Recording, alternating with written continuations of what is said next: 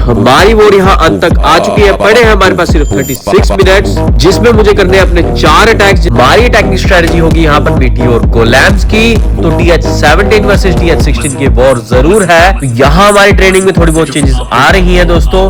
लेकर जा रहा हूँ मैं अपने रूट राइडर्स को यहाँ पर, और यहाँ शुरू करते हैं अपने अटैक। और ये क्या दोस्तों, लगता है हमारे माइट गाय ने यहाँ अटैक करना शुरू कर दिया है। चलो अब देखते हैं। जैसे कि आप देख पा रहे हैं कि बहुत सारा डिफेंस घिरा हुआ हमारे मोनेथ के पास, और हमारे रूट राइडर्स को डिस्ट्रैक्शन ना हो इसलिए मैंने उसी एंड से रिलीज किया अपने रॉयल चैप को।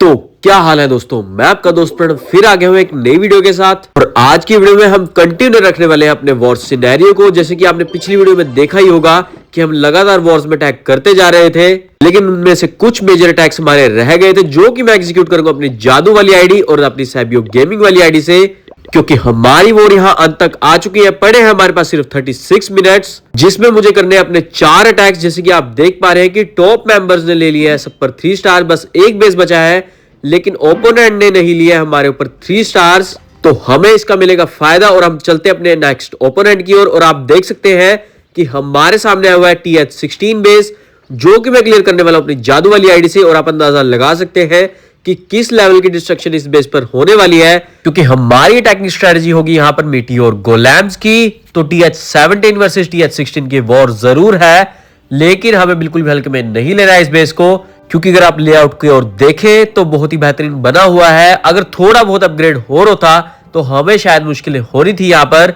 लेकिन हम शुरुआत करके अपने रॉयल चैप से और वॉक को शुरू कर दिया हमने यहाँ पर। लगातार यूज करते रहे बस अपने इनविजिबिलिटी स्पेल्स का। जैसे ही हमारे सामने आए बहुत अच्छा डिफेंस, और यहाँ मुझे लगता है कि आसानी से हमारा रॉयल चैप पहुंच चुका है टाउन हॉल के ऊपर। जैसे कि आप देख पा रहे हैं कि आसपास कोई ऐसा डिफेंस नहीं पड़ा हुआ जो डिस्ट्रैक्ट करेगा हमारे रॉयल चैप को। तो यहाँ आसानी से हमारा पहला टारगेट तो क्लियर होने वाला है। लेकिन दोस्तों यहाँ आएगा थोड़ा बहुत ट्विस्ट, क्योंकि आपको पता होगा कि टाउन हॉल के डिस्ट्रॉय होने के बाद आएगा उसमें से पॉइजन, जो कि हमारे रॉयल चैप को करेगा स्लो डाउन। तो करेंगे रॉयल चैप को सीधा ही गायब यहाँ पर। इनविजिबिलिटी स्पेल्स को बचानेंगे, वो भी आखिरी के लिए, जैसे कि आपने देखा होगा मेरे पुराने अटैक्स में भी। और यहाँ हमारा मेन टारगेट क्लियर हो चुका है, और हम शुरू करते हैं अपने किंग एंड क्वीन से फ्रॉम दैट साइड। जैसे थोड़ी बहुत बिल्डिंग्स क्लियर होगी वैसे यूज करूंगा अपने मीटियोर गोलेम्स को भी। और बाकी बची हुई आरपी को रिलीज करना बिल्कुल भी मत भूलना, क्योंकि वो आसपास की बिल्डिंग्स को उड़ाएंगे और हमारे मीटियोर गोलेम्स जाएंगे सीधा बेस के अंदर। साथ ही साथ हम यहाँ यूज करेंगे अपने ट्रूप लॉन्चर का भी, जो कि आसानी से बाहर के ट्रूप्स को भेजेगा, वो भी बेस के अंदर। जैसे कि आप देख पा रहे हैं कि हमारे ट्रूप लॉन्चर ने अपना काम करना शुरू कर दिया है। दूसरे एंड से हमारे किंग एंड क्वीन लगे हुए हैं बहुत सी बिल्डिंग्स को डिस्ट्रॉय करने में।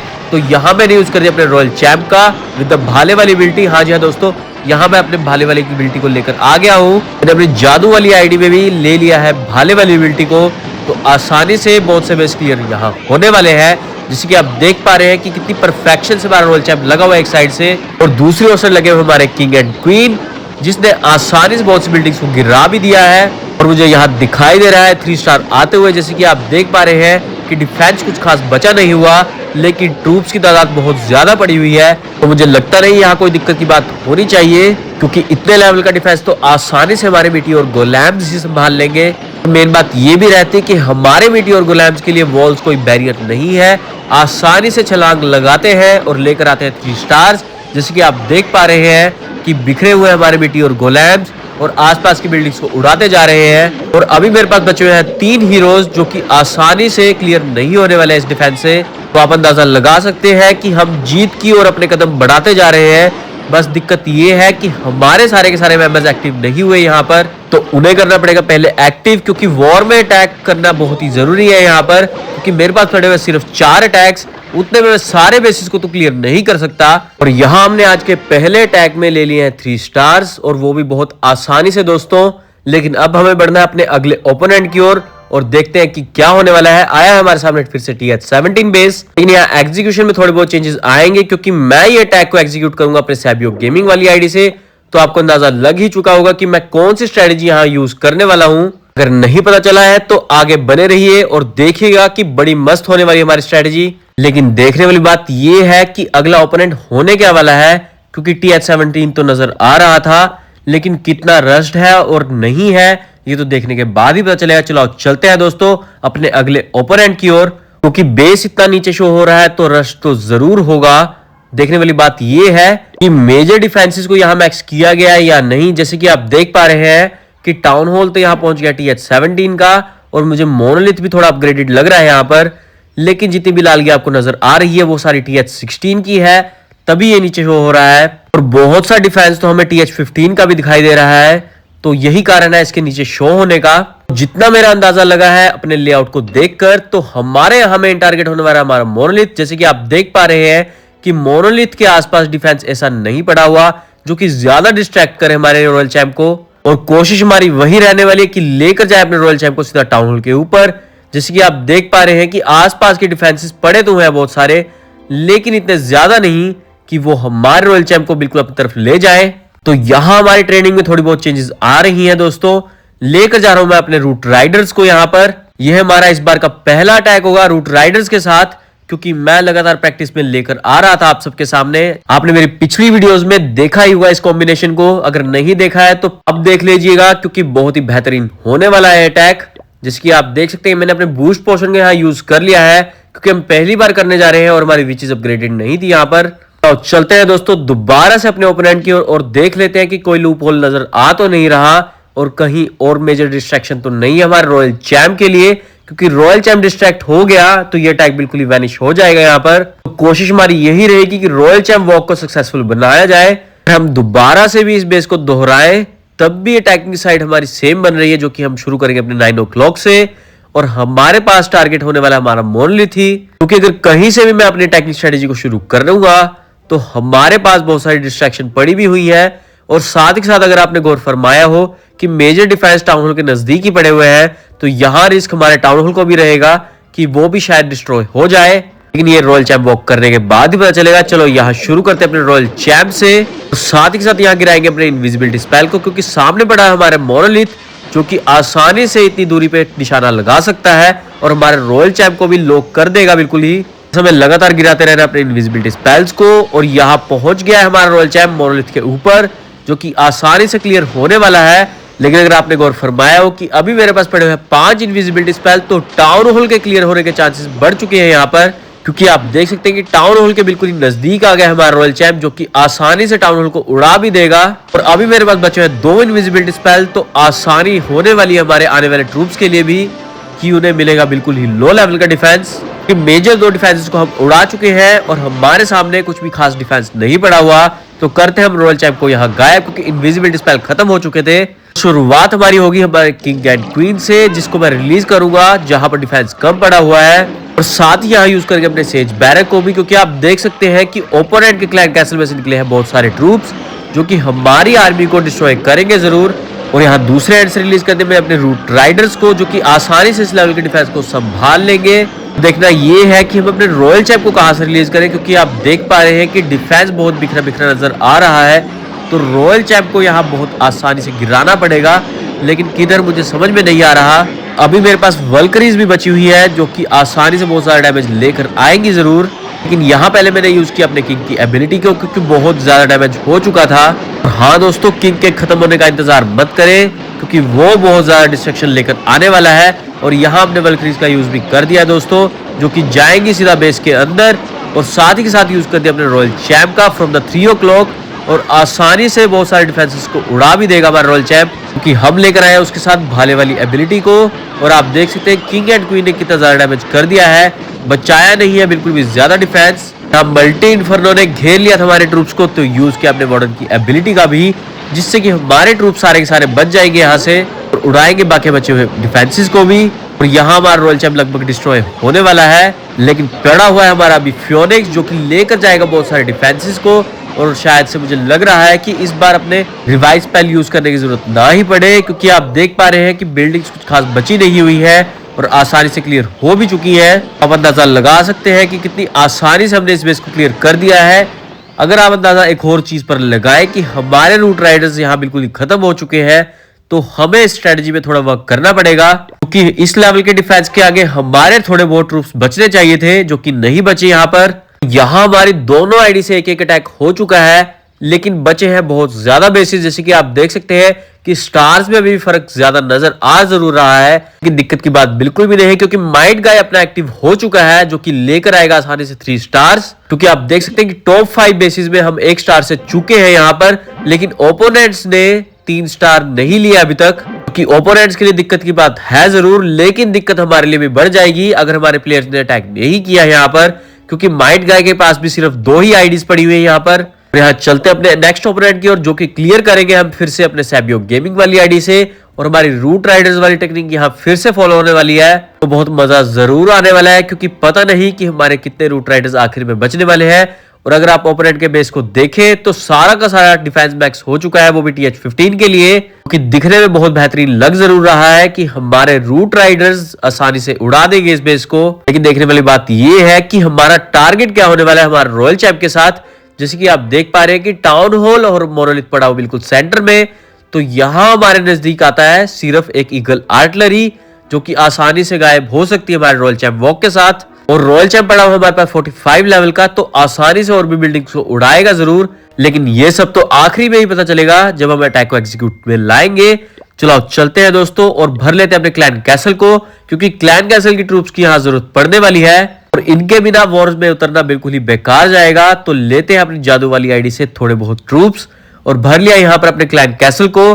चलो चलते हैं दोस्तों और दोहरा लेते हैं एक बार बेस को कि हमारी अटैकिंग स्ट्रेटेजी में कोई चेंजेस आने तो नहीं, क्योंकि जो चेंजेस लाने हैं हमें पहले ही लाने होंगे। अगर बाद में कुछ गड़बड़ हुई तो आसानी हो जाएगी ओपोनेंट को इस वॉर को जीतने में।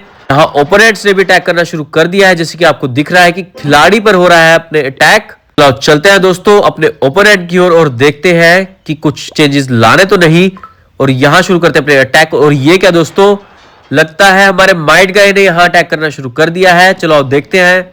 हाँ जी दोस्तों, माइट गाय ने इस बेस पे अटैक करना शुरू कर दिया है, तो हमें यहाँ बेस को चेंज करना पड़ेगा और आते हैं अपने दूसरे बेस की ओर, जो कि होने वाला TH16। और यहाँ डिफेंस बिल्कुल ही निहायती लो पड़ा हुआ है, तो आसानी हमारे ट्रूप्स के लिए बहुत ज्यादा होने वाली है और ढेर सारे ट्रूप्स यहाँ बचने भी वाले हैं दोस्तों। जैसे कि मैंने आपको पहले ही कहा था कि बहुत सारे ट्रूप्स बचने चाहिए, तो यहाँ तो पक्का बचेंगे, क्योंकि डिफेंस पड़ा हुआ है ओपोनेंट के पास TH14 लेवल का। सिर्फ टाउन हॉल यहाँ 16 का हुआ पड़ा है, जो कि ओपोनेंट के लिए बहुत ही दिक्कत की बात होने वाली है, जिस पे हम लेकर आएंगे आसानी से 3 स्टार्स। यहाँ आसानी है हमारे रॉयल चैंप को मोनोलिथ तक जाने की, तो मोनोलिथ को उड़ाना बहुत ही आसान हो जाएगा यहाँ पर, क्योंकि आप डिफेंस को देख सकते हैं बहुत लो पड़ा हुआ है। तो रॉयल चैंप 1-2 शॉट में ही ले जाएगा सारे के सारे डिफेंसेस को। और इस अटैक के बाद हमारा सिर्फ एक ही अटैक बचा होगा, जो कि हम एग्जीक्यूट करेंगे अपनी जादू वाली आईडी से। जैसे कि आप देख पा रहे हैं कि हमारा रॉयल चैंप थोड़ा बहुत डिस्ट्रैक्ट यहाँ हुआ जरूर है, लेकिन मुड़ के फिर आ गया हमारे मोनोलिथ के ऊपर। और अभी मेरे पास आप देख सकते हैं पड़े हुए हैं कि 4 इनविजिबिलिटी स्पेल, तो आसानी से यहाँ टाउन हॉल भी गायब हो जाएगा। बस हमें इनविजिबिलिटी स्पेल्स का थोड़ा टेक्निकल यूज करना पड़ेगा। जैसे कि आप देख पा रहे हैं कि आसानी से हमारा रॉयल चैंप पहुंच चुका है टाउन हॉल के ऊपर, और क्लैन कैसल के ट्रूप्स भी बाहर आ चुके हैं, जो कि आ गए हैं हमारे इलेक्ट्रो बूट्स के ओरे में, जो कि आसानी से डिस्ट्रॉय हो भी जाएंगे। और यहाँ हमारा रॉयल चैंप उड़ाना पड़ेगा हमें, क्योंकि आप देख सकते हैं कि टाउन हॉल डिस्ट्रॉय हुआ नहीं था और इनविजिबिलिटी स्पेल हो चुके हैं खत्म। तो क्लैन कैसल के ट्रूप्स यहाँ हमारे ट्रूप्स को दिक्कत दे सकते थे। तो यहाँ अपने किंग एंड क्वीन से शुरुआत कर दी है मैंने, थोड़ा करेंगे इंतजार, क्योंकि हमारे किंग एंड क्वीन थोड़े डिस्ट्रैक्ट हो जाते हैं यहाँ पर, क्योंकि क्लोज बिल्डिंग्स पड़ी हुई है। तो यहाँ मैं यूज करता हूँ अपने इलेक्ट्रो टाइटन्स का, जो कि आसानी से इस लेवल की बिल्डिंग को संभाल लेंगी। साथ ही साथ मैंने यूज करते अपने रूट राइडर्स का, जो कि डैमेज करेंगे बाकी बचे हुए डिफेंसेस को। और कॉम्बिनेशन को एज इट इज रखना दोस्तों, क्योंकि ये कॉम्बिनेशन होने वाला बहुत ही बेहतरीन और लेकर आएगा आसानी से 3 स्टार्स भी। और दूसरी ओर अगर आप देख पा रहे हो कि हमारा किंग तो पूरी तरह डिस्ट्रॉय हो चुका है, तो डिफेंस को बिल्कुल भी हल्के में नहीं लेना है। डिफेंस ने हमारे किंग को उड़ा दिया है बिल्कुल ही, लेकिन साथ ही साथ मैंने यूज कर दिया 9 o'clock से अपने रॉयल चैंप को, जो कि बाकी बचे हुए डिफेंसेस को यहाँ से उड़ा देगा और जाएंगे हमारे सारे के सारे ट्रूप्स टाउन हॉल के ऊपर। इस लेवल के डिफेंस को देखकर दिक्कत तो नजर नहीं आ रही है, लेकिन हमारे ट्रूप्स टाउन हॉल की ओर नहीं जा रहे हैं और टाउन हॉल ने लगातार डिस्ट्रॉय करना शुरू कर दिया हमारे आर्मी को। जैसे कि आप देख पा रहे हैं कि हमारे किंग एंड क्वीन डाउन हो चुके हैं, जो कि हमारी उम्मीदों से बिल्कुल ही परे था, क्योंकि हमारे सामने आया था TH14 का डिफेंस।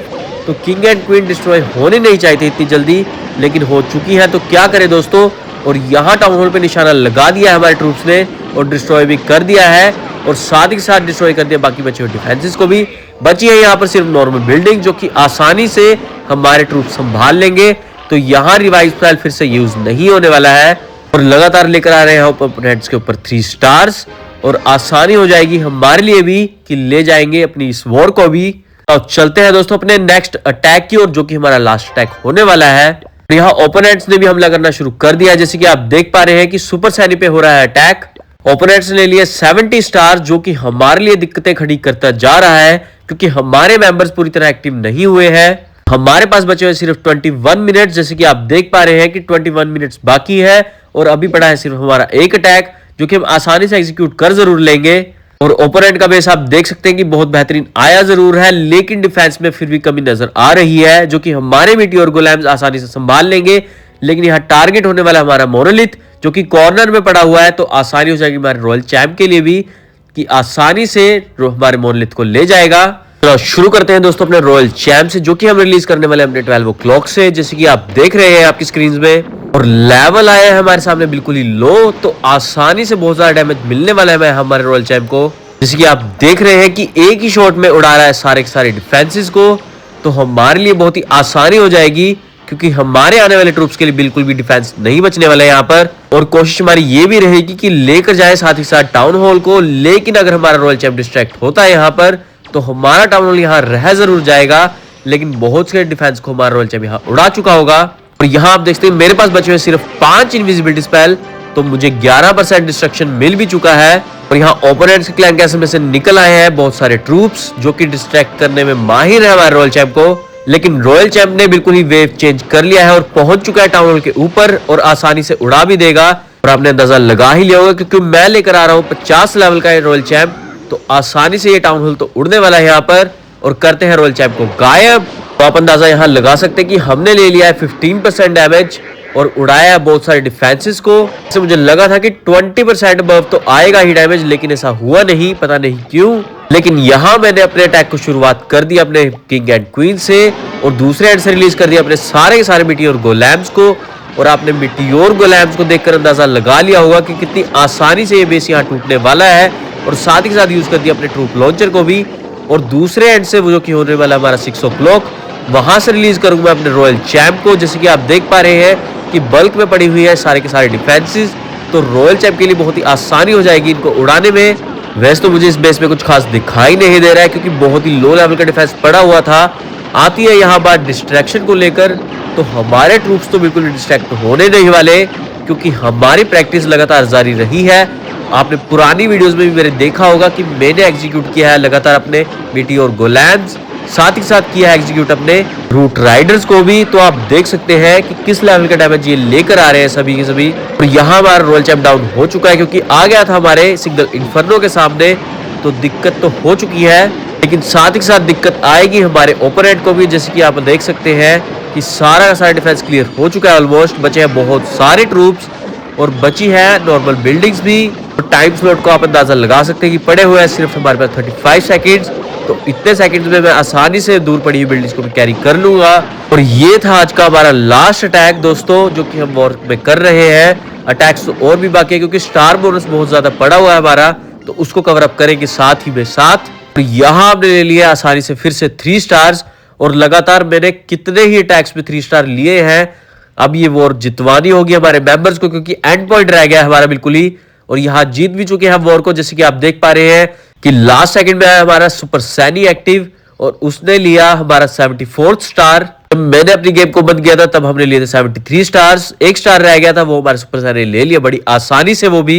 ओपोनेंट्स के पास बिल्कुल भी मौका नहीं था इस वॉर को जीतने का क्योंकि आप देख सकते हैं कि टॉप 5 में उन्होंने 3 ओपोनेंट्स को तो उड़ाया ही नहीं। और यहाँ हम आ चुके हैं अपने प्रैक्टिस मोड की ओर और लेकर आएंगे अपने रूट राइडर वाली टेक्निक को दोबारा से। और यहाँ हमारा पहला ओपोनेंट आ चुका है जो कि है TH16 max out base. Wars में तो ऐसे बेसिस आए नहीं, लेकिन अब नॉर्मल अटैकिंग में लेकर आए हैं आपके सामने बिल्कुल खतरनाक ओपोनेंट्स। इस बार मैं लूट की बिल्कुल फिक्र नहीं कर रहा हूं, लेकर आऊंगा अब तक बेहतरीन अटैकिंग स्ट्रेटजी। जैसे कि आप देख पा रहे हैं कि बहुत सारा डिफेंस घिरा हुआ हमारे मोनोलिथ के पास, लेकिन हमारे रॉयल चैंप वॉक को वहीं से शुरू करेंगे और टारगेट होने वाला हमारा मोनोलिथ ही। क्योंकि अगर आप गौर फरमाए कि ईगल आर्टिलरी के आसपास बहुत सारा डिफेंस पड़ा हुआ था जो कि हमारे रॉयल चैंप को पक्का डिस्ट्रैक्ट करता, तो यहाँ उस लेवल की डिस्ट्रैक्शन नहीं दिखाई दे रही।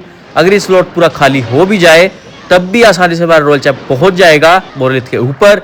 जैसे कि आप देख पा रहे हैं कि स्लॉट ऑलमोस्ट खाली होने वाला है और पड़े हैं मेरे पास 6 इनविजिबिलिटी स्पेल। तो यहाँ आसानी से हमारा मेन टारगेट क्लियर हो जाएगा, चाहे थोड़ी बहुत डिस्ट्रैक्शन हो भी। जैसे कि आप देख पा रहे हैं कि ओपोनेंट का रॉयल चैंप भी डिस्ट्रैक्ट करने की कोशिश कर जरूर रहा है, लेकिन हम लगातार इनविजिबिलिटी स्पेल यूज कर रहे हैं तो इतनी ज्यादा डिस्ट्रैक्शन नहीं आने वाली है। और हमारे पास बचे सिर्फ 2 इनविजिबिलिटी स्पेल, तो आसानी से तो मोरलिथ क्लियर हो जाएगा यहाँ पर। और जैसे इनविजिबिलिटी स्पेल खत्म होता है वैसे ही करेंगे रॉयल चैंप को गायब, क्योंकि लेकर आना है हमें अपनी बाकी बची हुई आर्मी को, जो कि बहुत ही खतरनाक होने वाली है यहाँ पर।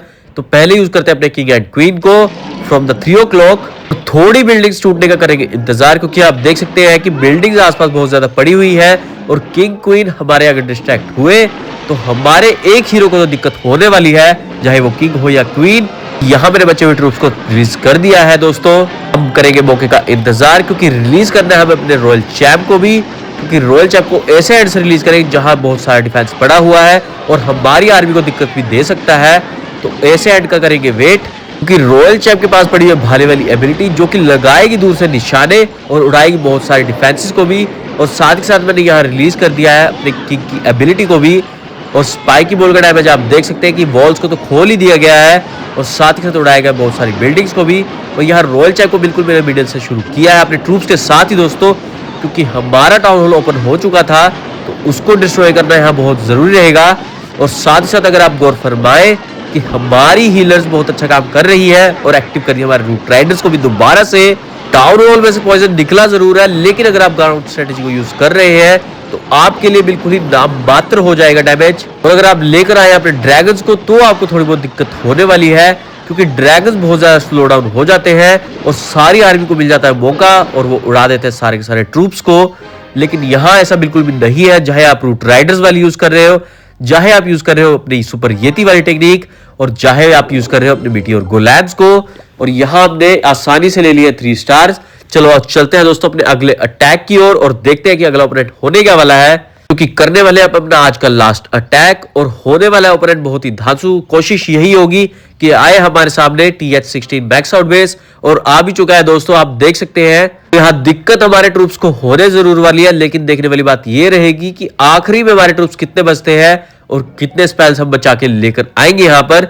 लेकिन अगर आप गौर फरमाए कि यहाँ हमारा टारगेट क्या होने वाला है, तो यहाँ फिर से मुझे मोरलिथ अपना टारगेट नजर आ रहा है। जैसे कि आप देख पा रहे हैं कि आसपास डिफेंस पड़ा जरूर है, लेकिन इतना ज्यादा नहीं जो करे हमारे रॉयल चैंप को ज्यादा डिस्ट्रैक्ट।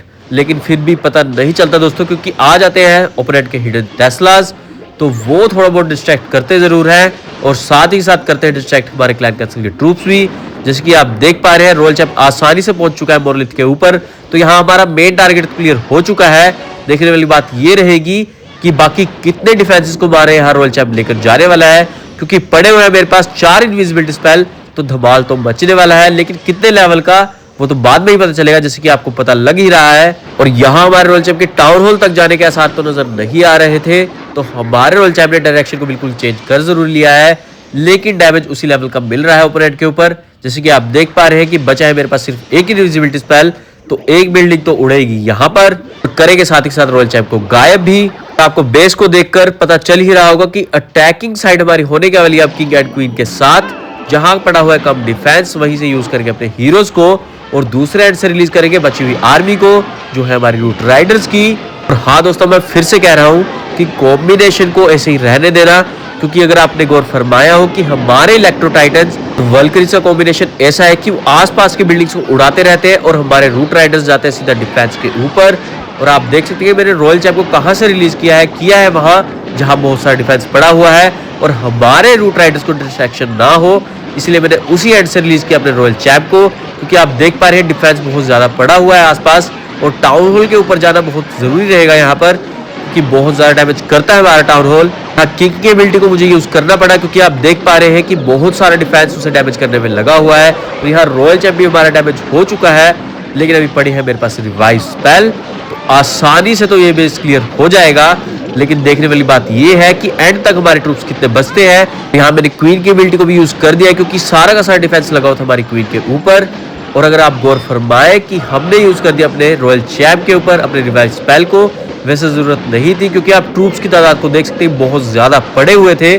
तो यहाँ हमारा सक्सेस रेट 100% की ओर जा रहा है दोस्तों, लेकिन थोड़ी बहुत प्रैक्टिस की जरूरत है। अलग अलग लेआउट्स लेकर आते हैं हमारे लिए अलग अलग चैलेंजेस, तो उन्हीं चैलेंजेस को एक्सेप्ट करना है हमने, लेकर आने अपने वॉर सिनेरियोज में 3 स्टार्स। कोशिश हमारी यही रहती है दोस्तों। आई होप कि आपको दोनों की दोनों स्ट्रेटेजी बहुत ही बेहतरीन लगी होंगी हमारी आज की वीडियो में। और पिछली वीडियो में मैंने दिखाई थी आपको 4 डिफरेंट स्ट्रेटेजीज और 2 डिफरेंट स्ट्रेटेजीज मैं इस वीडियो में लेकर आ चुका हूं आपके सामने। बस आपने करना क्या है, इनको एग्जीक्यूशन में लाना है और प्रैक्टिस करनी है लगातार, क्योंकि अगर रॉयल चैंप वॉक आपके हाथ आ गई तो आसानी से आप 3 स्टार ले सकते हैं किसी भी बेस पर दोस्तों। स्विचिंग तो बहुत आसानी से हो जाएगी। तो आई होप कि आपको आज की वीडियो में बहुत कुछ समझ में आया होगा, बहुत ही अच्छे से बल्कि, और आपको आज का वीडियो बहुत ही पसंद आया होगा। पसंद आया है तो प्लीज लाइक दिस वीडियो, क्योंकि मैं ऐसी मजेदार वीडियोस लाता रहूंगा। और हमारे चैनल को सब्सक्राइब करना बिल्कुल भी मत भूलना, क्योंकि लगातार आ रही है हमारी वीडियोस और लगातार ही आ रही है नई नई स्ट्रेटेजीज भी। तो उन स्ट्रेटेजीज को बिल्कुल भी मिस मत करना, उस लाल बटन को दबाना बिल्कुल भी मत भूलना, और साथ ही साथ अपने बेल आइकन को भी दबा देना, क्योंकि अगली नोटिफिकेशन जल्दी ही आने वाली है और आप होने वाले हमारे पहले व्यूअर। तो जल्दी से इस बेल आइकन को दबाएं और लेकर आए खुद को अपनी वीडियो तक। आज के लिए दोस्तों बस इतना ही। मैं मिलता हूं आपसे अपनी अगली वीडियो में। जय हिंद दोस्तों।